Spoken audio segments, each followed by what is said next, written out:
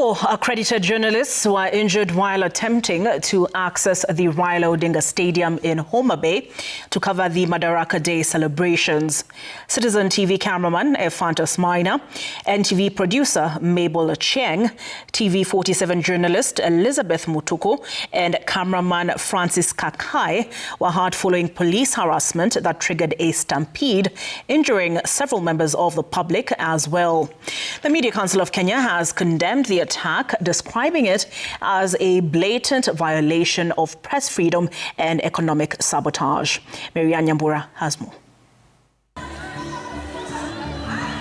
The Kenya Red Cross teams are administering first aid to the injured journalists at the scene.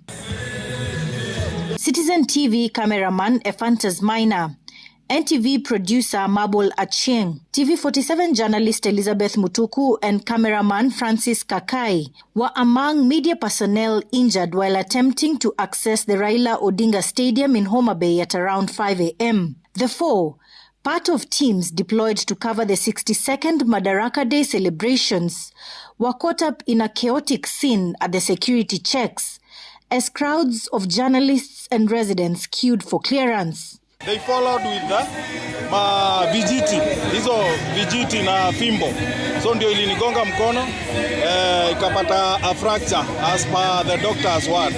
Ndio nimeenda pale nikafanywa first aid, then nikapewa painkillers, nikatulia, but ameadvise niende nifanye x-ray. At some point of, I think the locals kama kasiri wakaanza kufanya wakaanza kuingia sasa kwa nguvu, and that's when now we saw reinforcement coming out from the stadium. Walikuwa na marungu started beating all of us up and pushing us back, and that's when the women were being beaten. The women journalists were being beaten. I don't know what they didn't care who was who.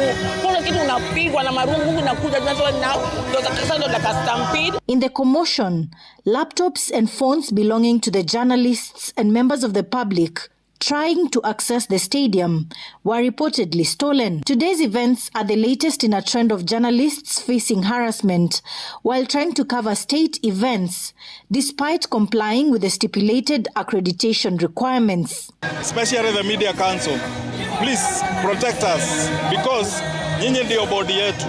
You protect us, because covering event, sisi hatuna any other interest.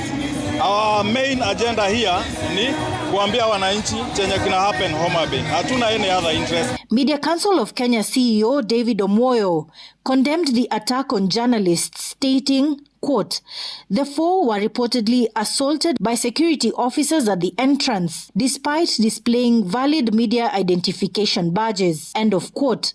According to Omoyo, these incidents highlight a concerning trend of deliberate targeting of media professionals, undermining their vital role, end of quote. On Saturday, KTN journalists Rashid Idi and Okumu Madocha were barred from covering a Kenya-Slovenia media briefing, where President William Ruto and the visiting Slovenian president held a joint press event, an incident which MCK2 condemned. Marianne Nyambura, Citizen TV.